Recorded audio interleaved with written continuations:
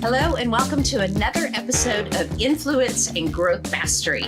This is Tanya Gossage, your guide mastering the art of making authentic connections, growing your audience, and leveraging influence to create an impactful and thriving business using AI. Today, I have with me Beth Brown. She's with Shine Social Company. She's an overcomer who became intentional about healing for herself and her children. Once that happened, she decided to shine her light so that others could see the way too. And I'm looking forward to hearing more about how that happened. Beth, it's so exciting to have you here with me today on this podcast. Yeah, thank you. I've been so excited because I've been following you for a little bit and I feel like we're kind of like soul sisters in a way. So, hopefully we won't get off on a tangent where we're just geeking out about AI and all the marketing things. But if we do, it's okay. I have enjoyed. We visited just a few minutes before we came on live, and I already feel like I've known her for quite some time now. And I love it when I meet people like you, Beth. It's so rewarding to meet someone and automatically have a connection and be able to build a relationship. I mean, I don't know about you, but gosh, that just is such a rewarding feeling to me. Well, being that that's what you do, and that's what I do too, is it's all about the relationships. And that's what I've been with Alignable for a long time. So Alignable is a big part of my life. And for those that don't know what Alignable is, it's another type of social media platform. Similar, I always say it's like if LinkedIn and Facebook had a baby, Facebook groups and LinkedIn had a baby. Because they're really great about their groups and their virtual events. It's a lot of business owners and small business owners, but Alignable is really big about showing people that there's a better way of building your business, and that is through relationships. So, and I know that you're really big on that, and I am too. And another thing that we're both really big on is connections. And who do we know that you need to know? I know we didn't talk about that, but I think that's part of me. I like people say, oh, I'm doing that. I'm like, all of a sudden my brain goes to, who do I know that they need to know? Who do I know? Because it doesn't matter if it's me. It matters helping that person. That's all that matters. Mm-hmm. Absolutely. I do the same thing. When I meet someone like what you're just talking about, I have a Trello board that I keep those names in and what they do, what they're up to. You're way more honest than me about it then. Really? Oh yeah. Yeah. I keep up with who I've met and what they do. And so if I'm looking for somebody that does social media, I can go right to that and say, Beth's your person, Nikki's your person, whomever, they're your girl. They're your woman. It doesn't matter if I'm their person or not. I'm not everybody's person. And that's why it's important to know a lot of multiple people, even in the same industries, because we can, I have people in the social media industry that I'm happy to refer because I may not be that person's person. Right. Absolutely. So Beth, let's get right on into talking about your journey to success. I love talking about, the pivotal moments in someone's journey, both personal and professionally. So share with us how you got to where you were to where you are today. What led you to where you are? Yeah, I think the most important thing is to understand that without the bad, how can we know good?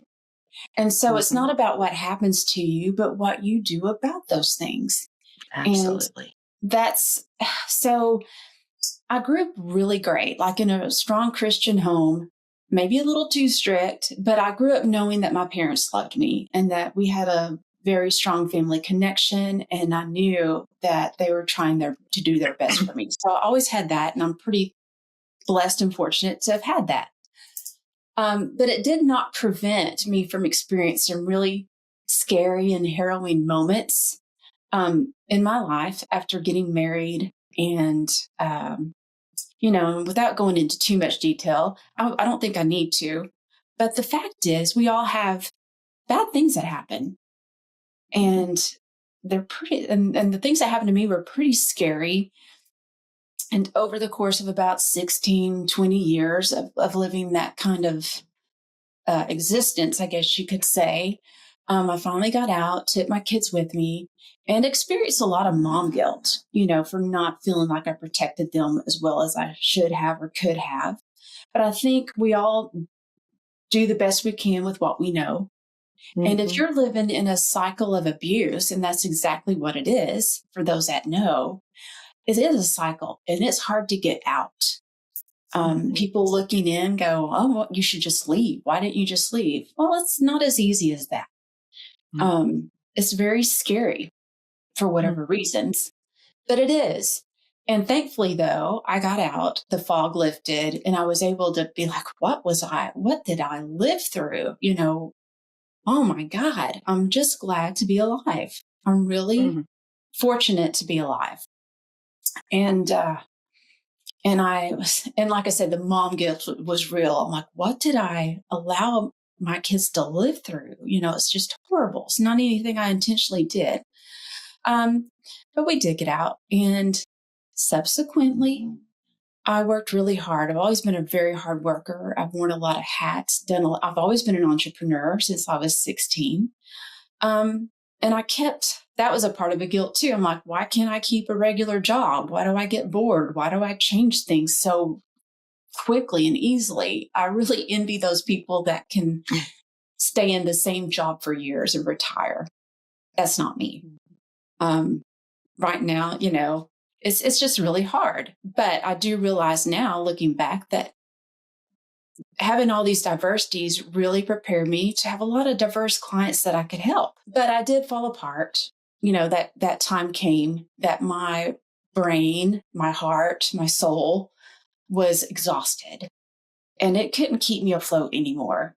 So there was an evening where I felt like, oh, something's really wrong. I don't know what it is. I can't put my finger on it. Something's wrong. And I woke up the very next day in the pit of depression. And if you've been depressed, it is a pit. You're in this dark place, and I can remember thinking, I'm looking up and I see this little tiny hole that's a light. How do I make that light bigger? How do I get closer to that light? Because I'm way down here, and I couldn't.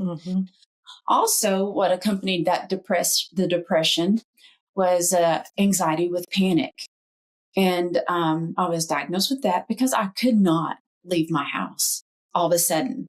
It was weird. Like I was like, couldn't pay bills, couldn't function, couldn't get kids to school, couldn't cook, didn't want to eat. And all I can remember, it was like the feeling of impending doom. And that's the only way I know how to describe it. It's involuntary, it's involuntary, nothing I wanted to be in and nothing I could get out of. So went to the doctor. Thankfully, I got to the doctor, was prescribed Zoloft or something. And within about the scary part was you're like, please, God, please let this medicine help. Yeah. Because with depression, I'm thinking, I really am okay with killing myself. And because everybody else would be better off. And isn't that weird to think? I mean, the thing about it's like, that's crazy. But that's what people really feel. And it's very real. So, within about 2 weeks, those feelings were kind of getting less and less. I was able to leave the house finally. It was an awful situation. But, God puts people in your lives at certain times, and I do believe that. And I had these wonderful women that I'm no longer really talking to, but at that time, they were there for me, this group of women, and they were checking in on me and they were praying for me. And I don't know, I'm just very thankful to have the people that I had in my life at that time. And so that was really tough. So I understand, unfortunately, those when people go through those things, and it's hard. Mm-hmm. But what I will say, this is my story of overcoming, is I got the medicine. I sought out therapy and counseling. And I've done a lot of things over the past 7 years. It was about 7 years ago to heal, because it's nowhere, that's no way to live.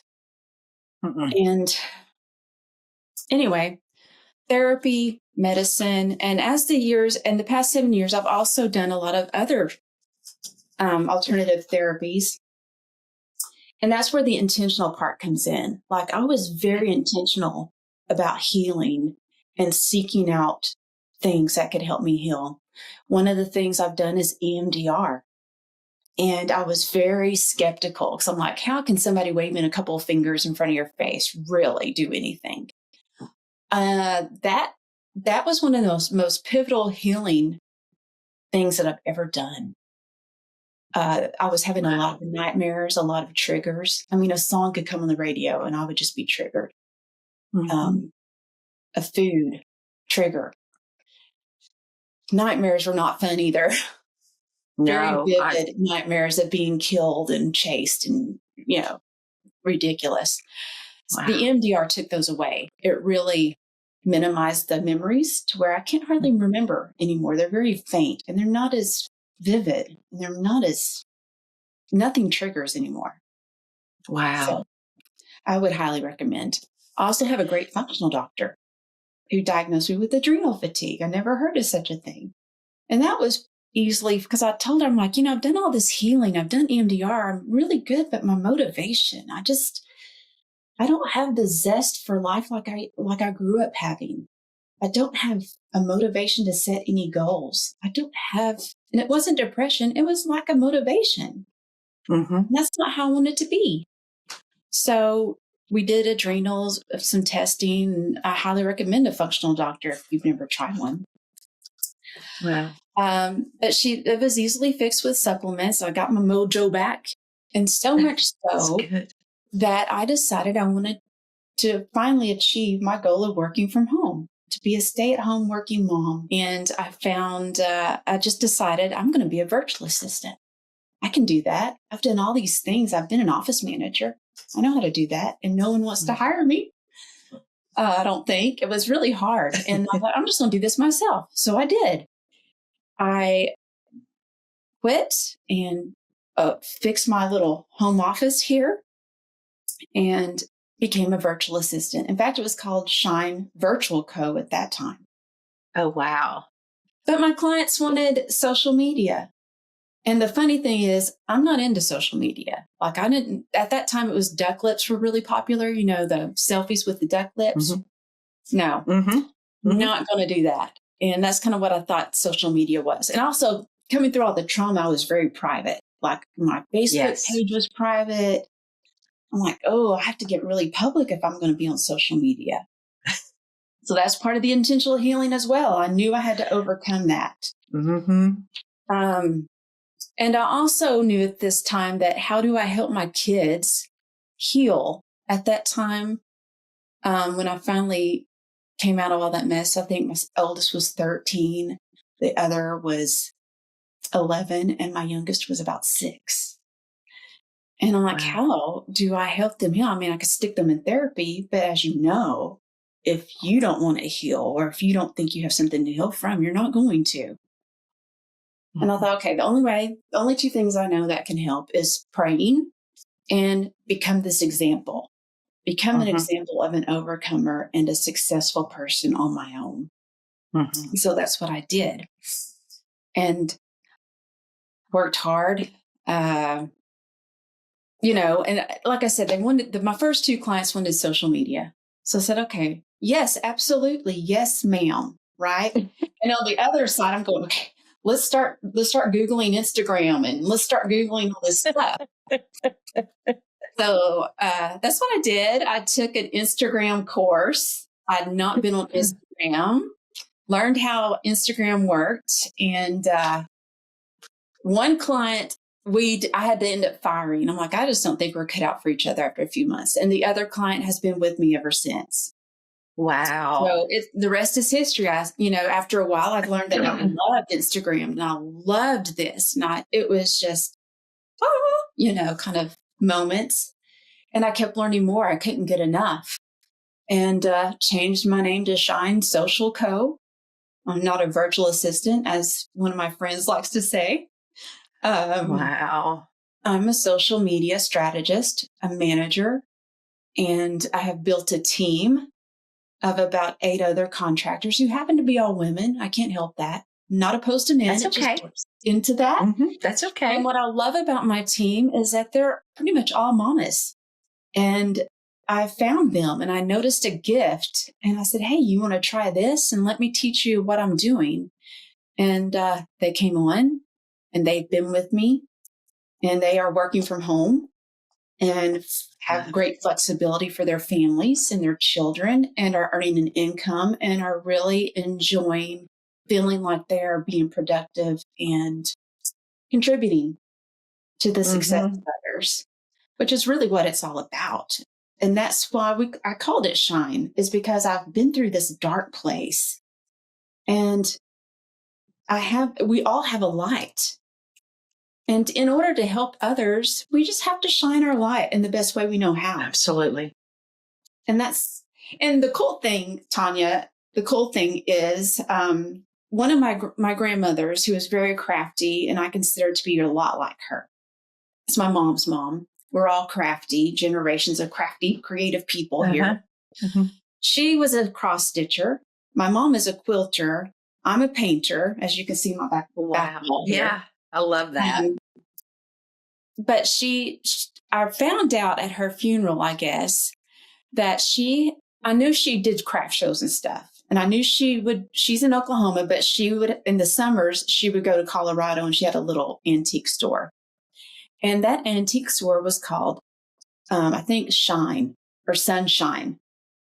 But, oh my gosh, I had no idea. And her logo was this sun. And it said something about shining or sunshine on the bottom. I'm like, I had no idea when I made my name that was hers as well. I had no idea. Wow.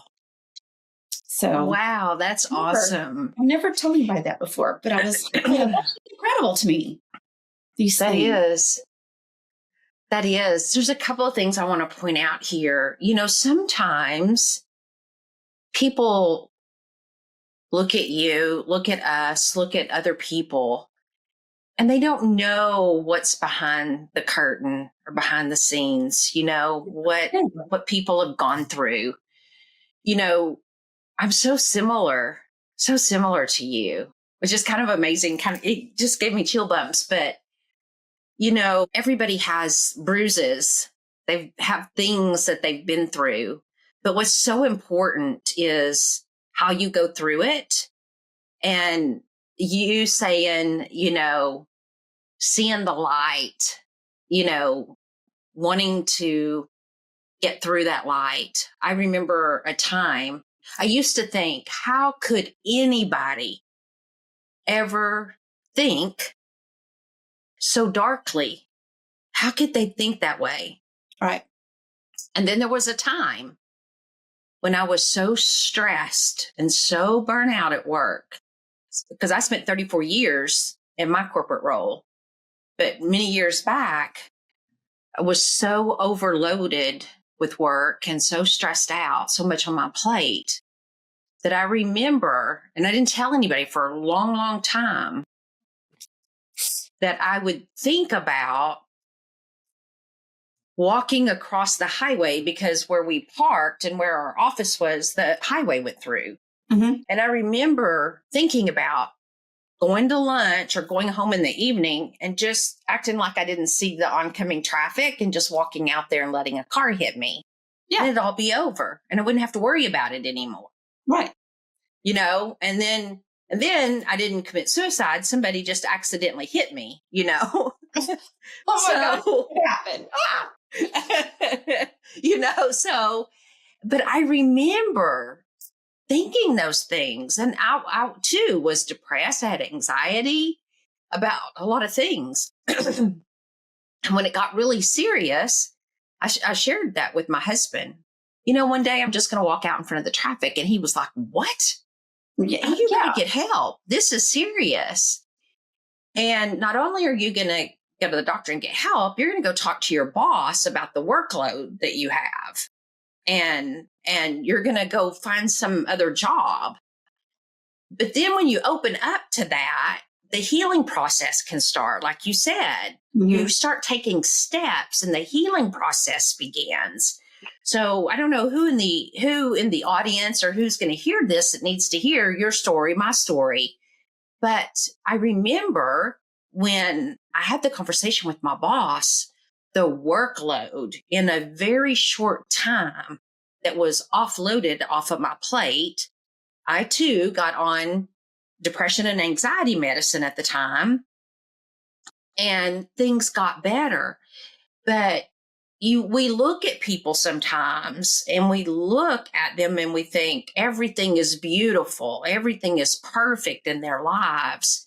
And there's nothing behind the scenes, nothing behind the curtain that they've never had to go through. But things can be ugly, but even though they were ugly, there's healing on the other side that we can go through, and people that can come into our lives and help us, which takes me to the thing I want to ask you is, you mentioned the two doctors, you mentioned, your spirituality, which is wonderful in itself too. Did you have someone that served? You mentioned your group of friends that checked on you all the time. Right.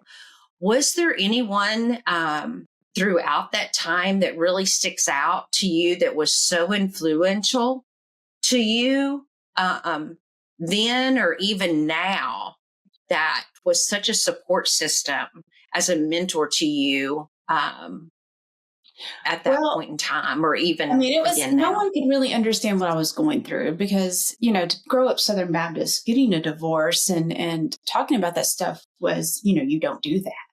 Right. And so private. Talk about the spiritual journey. I grew up very Christian and Southern Baptist, but this year I've been really questioning a lot of my beliefs and why, which makes me feel really guilty. And that's a whole nother conversation. But I'm doing better on that. But, at that time, it was shame. It's still, everything has some kind of shame attached to it, whether it's mental health or whether it's religion and divorce and spousal abuse and that kind of thing.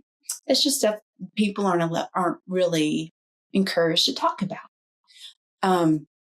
But at that time, I had a cousin. She was working on her PhD in psychology, and she shared a recording about, I can remember something about a frog and a hole. I don't even know what it was, but I can remember just laying on my bed, and that's all I could do was lay there, and I could sleep and wake up, and my heart I thought I was having a heart attack, because that was the panic attack, right? Mm-hmm. That's what I say, anxiety. I would cry a little bit, and then I would go back to sleep. And this was my cycle for many days. But in between, I would just kind of lay there and listen to that recording. And I remember, like I said, I grew up very healthy in a great family. But there's always things. Mm-hmm. And even as wonderful as my parents were, they were very strict. And I realized at that moment, because it all goes back to childhood somehow, mm-hmm. no matter how perfect. And like I said, I love my parents, adore my parents, respect my parents. But I learned and I realized that through that little recording that my cousin sent me, and we're not close at all, not to this day, but at that time, she sent me this little recording. And I realized, I thought back and I tried really hard to think, and because I'm trying really hard to heal and get over this mess, that my parents, I felt like I had to be this perfect Christian, even at such a young age, 6, 7, 8. I was the oldest. I was the one who got in trouble. I was the one who got spankings. And I felt like my dad had set this bar of Christianity so high that I was never going to make it. And I can remember people in high school. I can remember my ex-husband at one time saying, "You just think you're so perfect." And I'm thinking, and all I could think inside was, no, I don't. That's exactly the opposite of how I really think. Mhm. That's what people perceived. And I was just like, how can y'all think that about me? I don't think Mhm. that because I grew up trying to reach this bar of perfectionism. And, so they had it all wrong, Mhm. but that's okay. That's okay. But when I realized that, I was like, oh, huh. That's why I've made the decisions I've made. That's why I've chosen to marry the people I've married who were so mean to me, because Mm. I needed somebody that I could feel that made me feel good about myself. Isn't that awful? I get it. Um, so then when I could realize that, that was the beginning of my healing. That was the beginning, the aha moment, the light. And uh man. And then I can remember there's a couple of ladies, like I said, growing up in the Southern Baptist, I started dating a guy before I fell apart.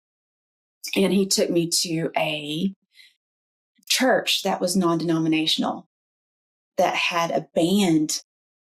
And of course, growing up Southern Baptist, you could have a band in church. That's not cool. Right. And the messages were hopeful and encouraging. Whereas in a Southern Baptist church, a small Southern, it's hellfire damnation. You're a sinner. And so the whole message in that church was I was just like, oh, I can't ever go back to a Southern Baptist church now and feel that way about myself. Yeah.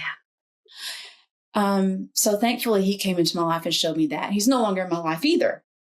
Probably my family would say, oh, he was awful. But you know what? That's an example of a person that was put in your life Yeah. that made a big difference for me, that exposed me to Right. a different type of religion, Right. that opened my eyes and was like, it don't have to be that way. It's not Right. about religion.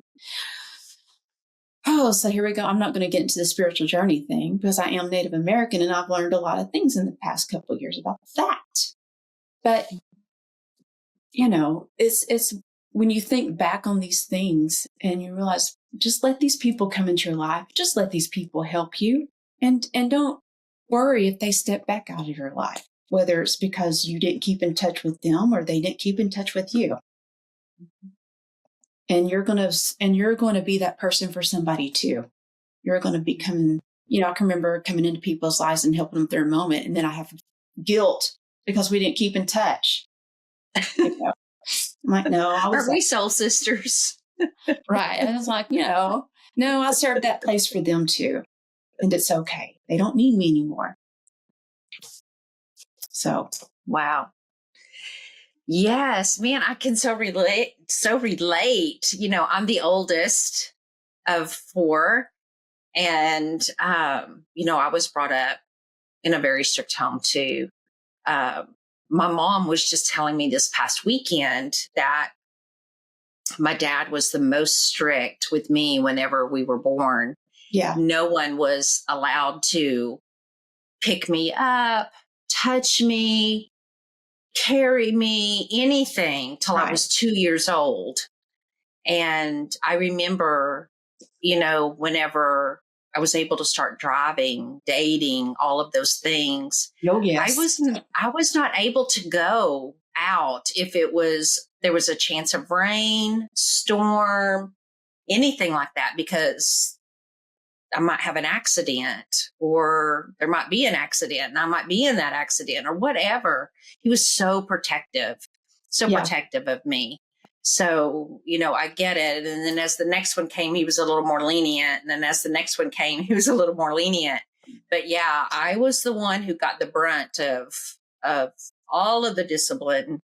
And now if you were to talk to my sisters and my brother, who is no longer with us, they would say things probably a little bit differently. But yeah, oh, my yeah, parents were very strict for on sure. me. But yeah, so I definitely understand where you're coming from.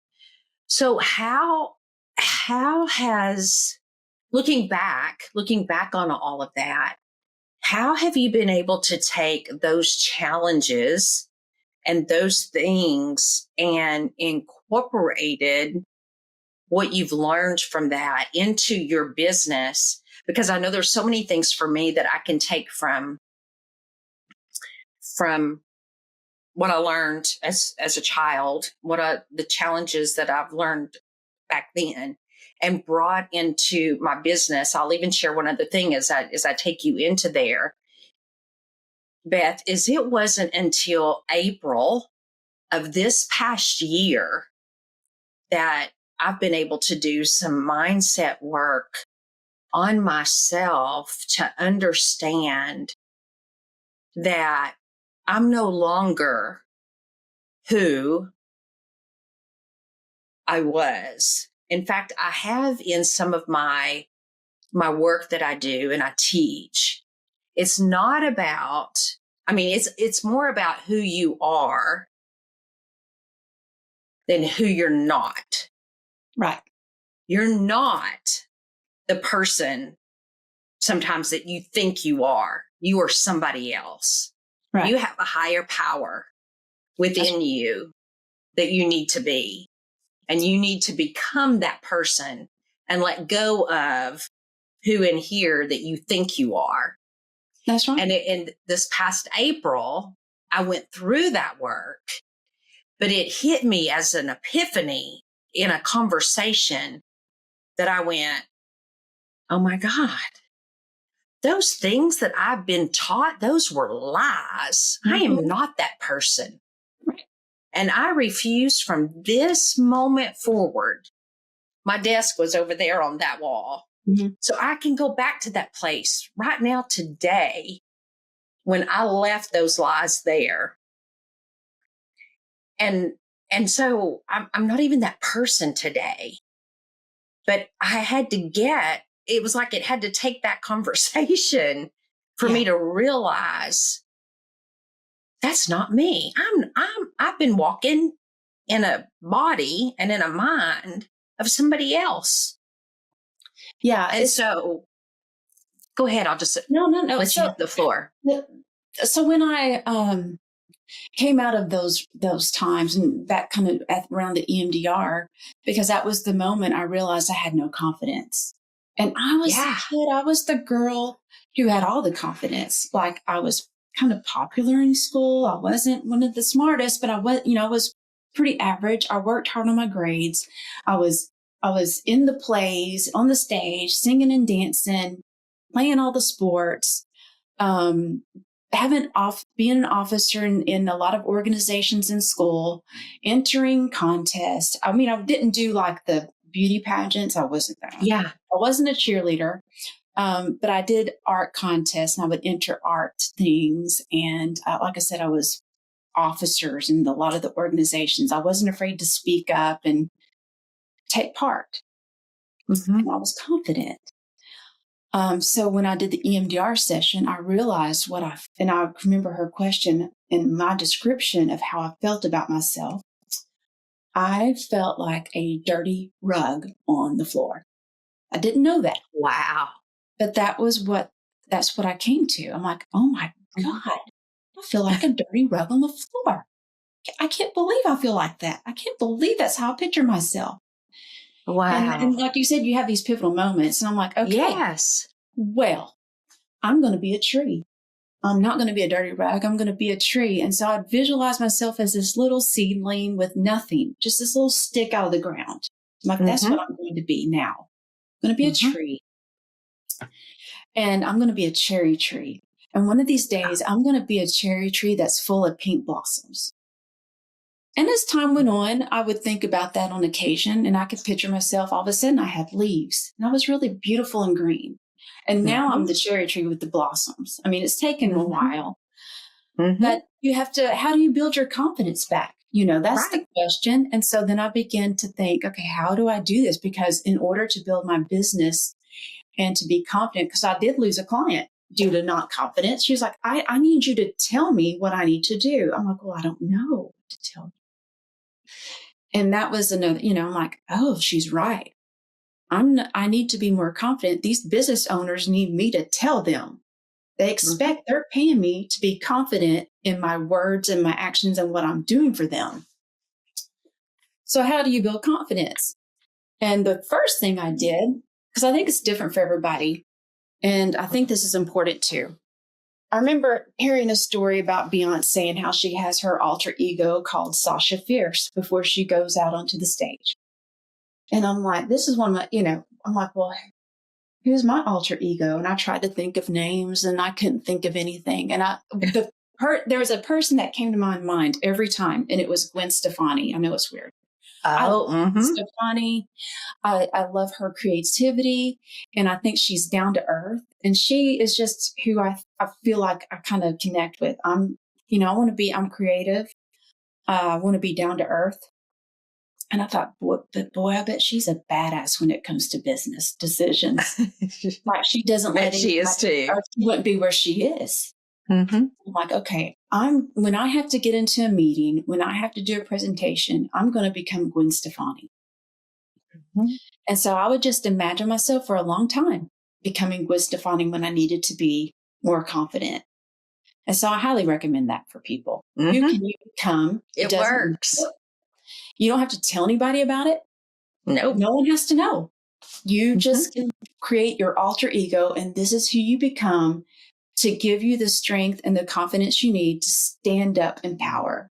And the more you do it, the more you just do it, the stronger and more confident you get. That's it. Mm-hmm. And that's how I did that. And that's some of the lessons I learned. Did you have an alter ego, Tanya? I did. I'm wondering. I'm telling you, I mean, you're speaking my language. If you could see my wall right here. Yeah. You wouldn't believe what's on it. I need to take a picture and message it to you in Messenger. Social media post. I'm telling you, yes. And then I have this little, let me get it right here because I use it a lot. I talk about it, but I've never shown it. And I come across it a couple of weeks ago and I thought, I'm going to put this on my desk. But this little thing right here, it says Bank of Ozark. It's old. I mean, it's like 30 years old. And this little thing right here is my first manifestation visualization exercise of doing exactly what you're talking about in a great way. But this is what I would call my success track. This is my success track. And this is what got me my first promotion. And when you talk about visualizing, you were Gwen Stefani. Back then, I was me back then because I didn't visualize myself as someone else. But today, my role model changes based upon what it is I'm doing. It depends upon if I'm going to be, getting on a stage, if I'm going to do a podcast, maybe I'm talking about a topic that I'm not as knowledgeable about, but I'm forcing myself to do it, or I'm working on a training course or whatever it is, my role model changes. Yeah. But I'm going to show up in that person as that person in their power, the way they show up. And I've had people say that is so woo-woo, and I don't care. I know. Because I don't care. I teach it.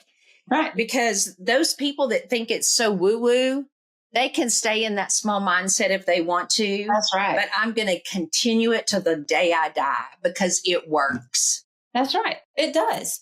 I mean, let's talk about imposter syndrome. I read a book recently. I'm all about personal development books. I love I am too.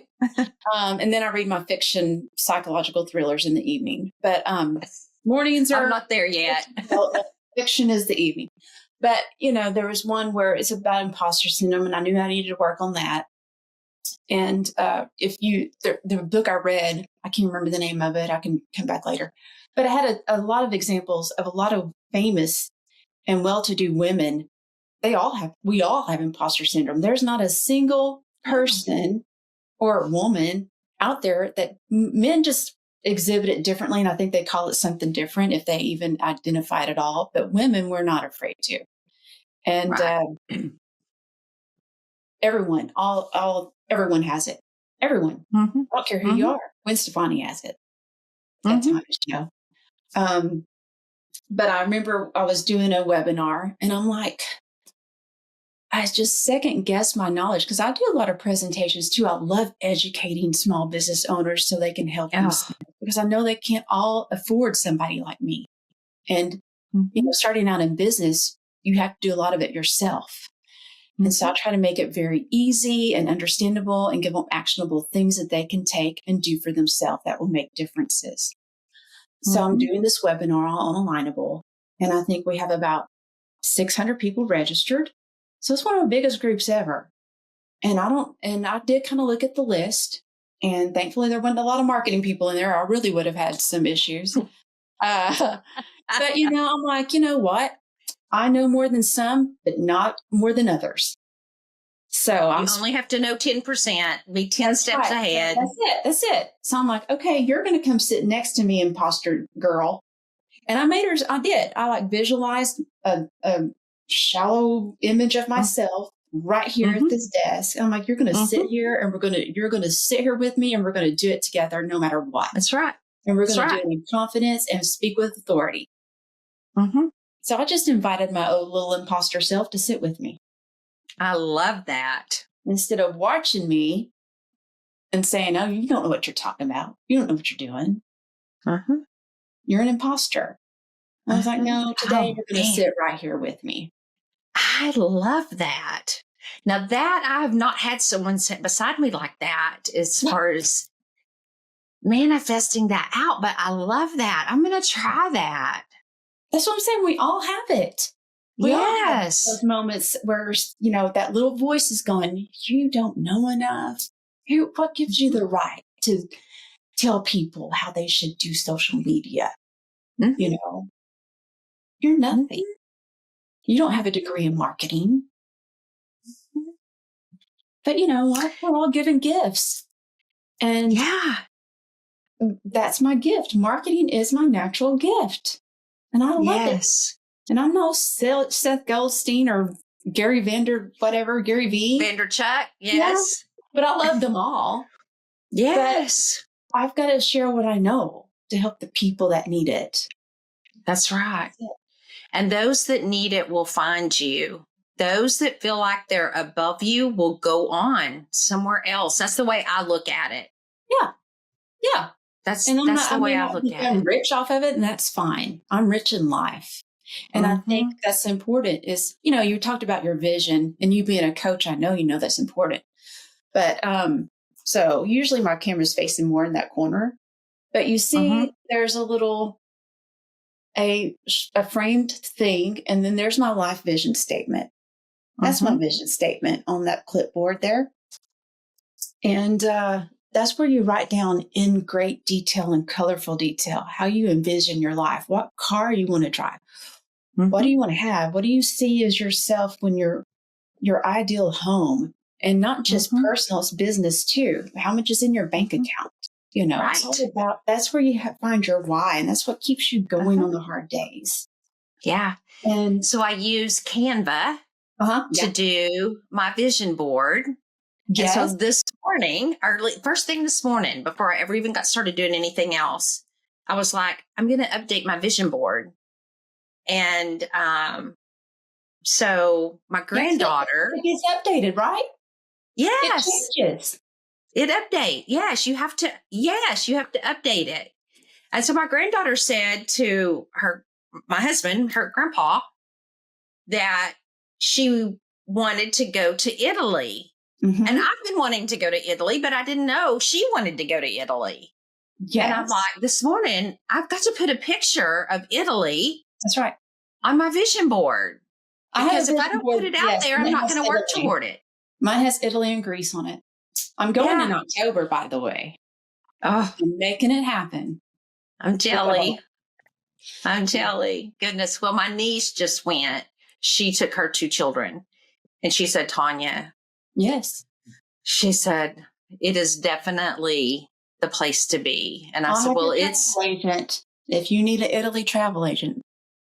okay. Well, I'm gonna go put a tag with your name on it underneath my On your Trello board.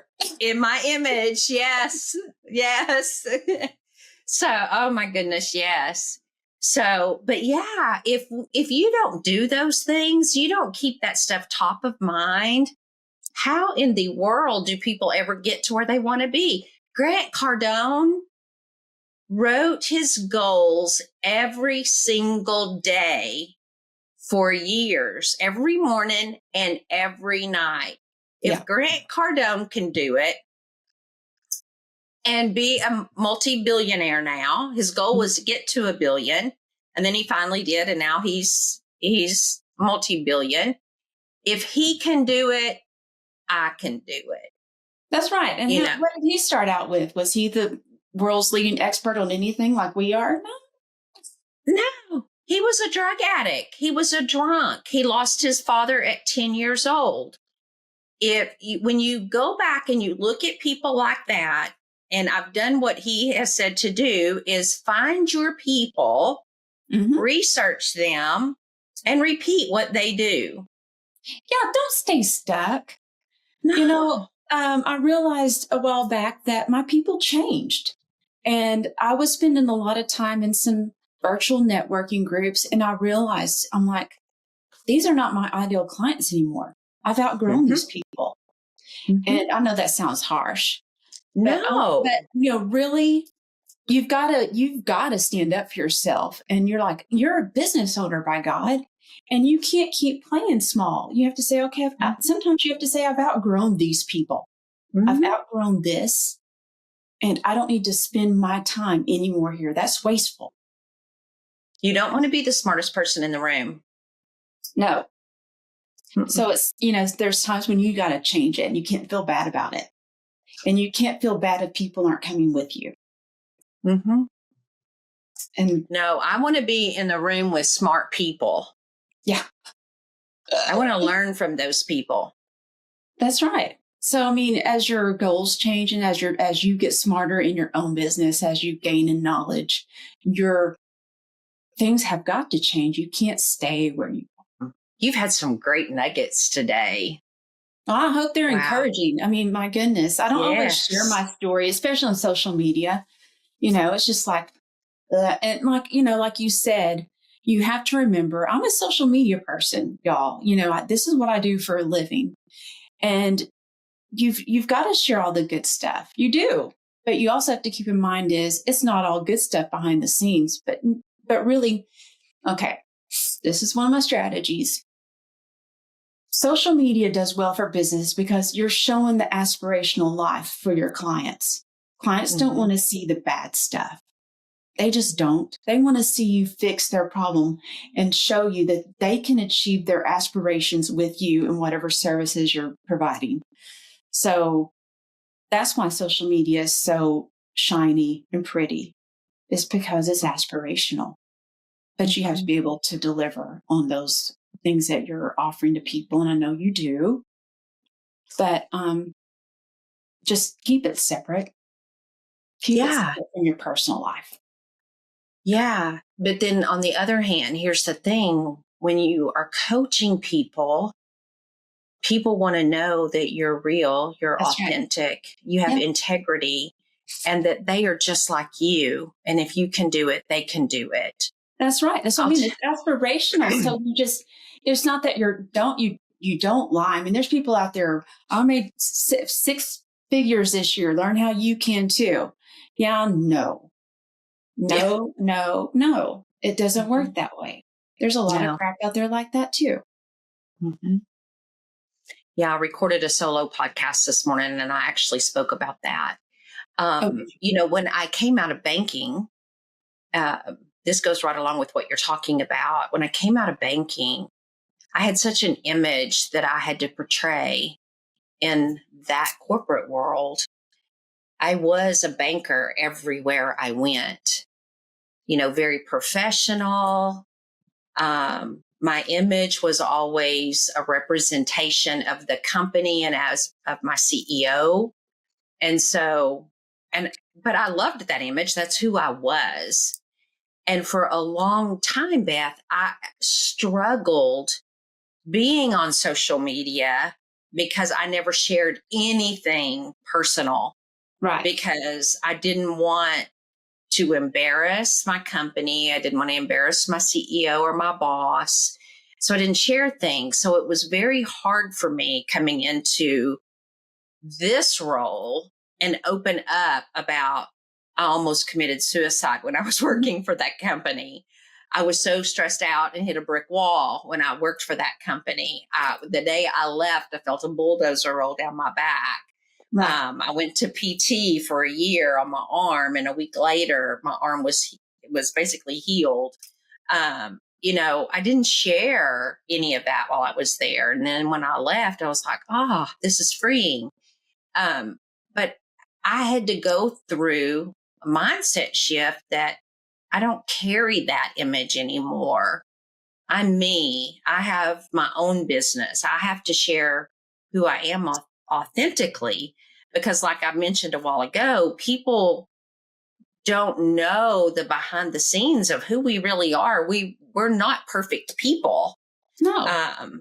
We don't have glass diamond lives. We are just like them. And so that's what I love about what we do is we can be transparent and we're not fake. Right. We can share who we are. And so I love being able to have a one-to-one conversation and being able to say, I've been where you are. Maybe not to your level, but I've been where you are. And I understand. That's what I love about podcasts because it provides a safe space to share your story and hopefully help others. Yeah. Yeah, I love that. So in ending our time together, is there any advice that you would give to someone that maybe has been through a similar situation as you, and right now today, because they can't get past the past? Is there any piece of advice that you would give them to help them move forward? Yeah, you can't stop. You can't give up. You have to take time to heal. You have to put some energy in it because it can't get better unless you don't give it some energy and some attention. You have to. And you have to, not only for yourself, but for those who are watching you, if you have children or whoever, because the goal is to live your best life and to live it in joy and peace. And it can be done, but it takes effort. So you have to employ the right people in your life to make that happen for you and take time to do it. I mean, I no longer have to do I don't do therapy anymore. I did do therapy a year or so ago when I had teenagers, just because I think any parent with teenagers needs therapy. Yeah. They need somebody. You just need somebody to listen, So I'm kind of past the teenager stage for now. I have one more coming up. So I did seek help for that, and it was really helpful. But nowadays, I spend a lot of time, like right now, I'm looking in spiritual religion and trying to figure that out and figuring it out. I do a lot of sound baths. I find things that I love. And so I loved a good sound bath. I like the meditative state I can get into in a very relaxing state in a sound bath. I go for walks nearly every day, every morning with my dog. It's my favorite thing. Mm-hmm. Get a lot of brain downloads on that. And I take time to I have a really time blocking in my schedule, time to work and time to stop working. And I adhere to that. I love that. So, Beth, in your business, you do social media strategy, social media marketing, content creation, marketing, and social media education. Yes. If And I know that sounds like anybody, a bunch of blah, blah, blah, blah to everybody else out there, but what? People that aren't in the social media or marketing space, all they have to know is I create a plan for you according to your business goals and your budget. Then we can do even more. We can create content, and that is basically writing captions, creating a post with the graphic, video editing, whatever it is. And we attach a few hashtags to it, and we schedule it and have it go out on your social media channels like Instagram, Facebook, LinkedIn, TikTok, Twitter, all the main ones. And then we watch the analytics and we come back and say, hey, this is what's really working well and this isn't. Let's try this. And we're just making, do you have any events? Or do you have any specials going on? Let's put that in your strategy. Let's create a post on that. I need you to do this kind of thing. So if businesses want some kind of social media, it's not the end all be all. It's one piece of the marketing puzzle. Mm-hmm. Just one piece, and that's all I focus on because it's enough for me. Right.